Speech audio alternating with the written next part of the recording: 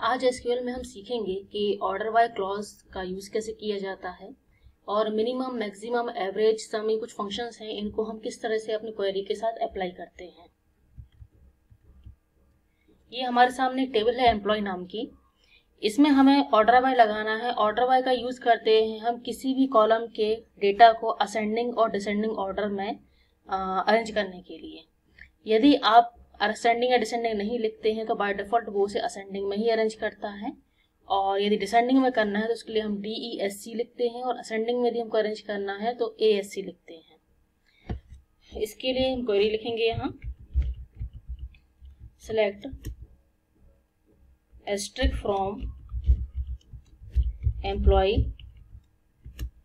Order by. हम name को order by करते हैं। नेम को हमें एक असेंडिंग ऑर्डर में लिखना है। अभी यहाँ पर हम असेंडिंग नहीं लिखेंगे, तब भी हमें असेंडिंग ऑर्डर में अरेंज करके देगा। जैसे कि अभी अनु नाम ऊपर है, उसके बाद में सीमा है, फिर अनिल है, तो ये हमको असेंडिंग ऑर्डर में जमा के देगा, मतलब A to Z के फॉर्मेट में देगा। इसको एग्जीक्यूट करते हैं। अब देखिए यहाँ पर A अल्फाबेट वाले ऊपर आ गए हैं, फिर N, फिर R, फिर S। अब इसके बाद में हम इसे डिसेंडिंग में अप्लाई करके देखते हैं, तो यहाँ पर हम DESC लिखेंगे। डिसेंडिंग ऑर्डर में जब हम इसको अप्लाई करेंगे तो ये हमें Z to A के फॉर्मेट में देगा। सबसे ऊपर S, फिर R, फिर N, उसके बाद में A।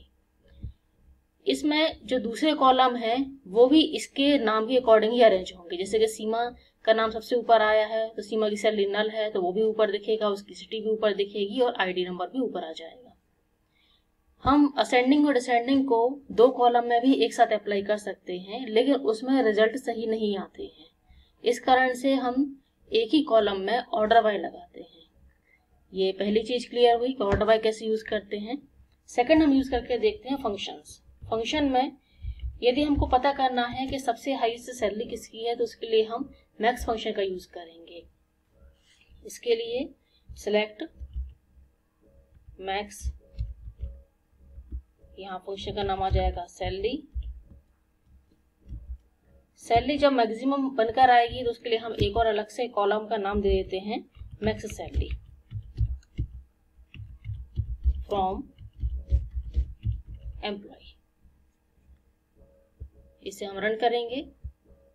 इसे हमें दिखा दिया है कि यहाँ पर 16,000 सबसे हाईएस्ट सैलरी है।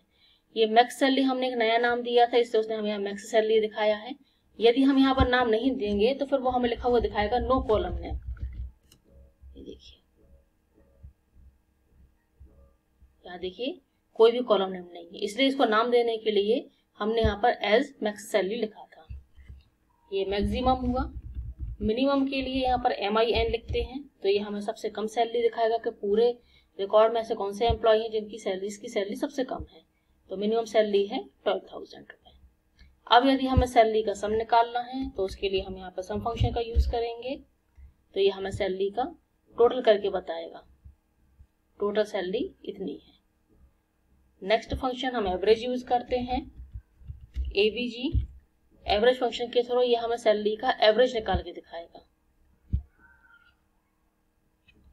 चारों चीजें क्लियर हो गई। ऑर्डर बाय क्लॉज कैसे काम करता है, मिनिमम, मैक्सिमम, सम और एवरेज। Okay, thank you.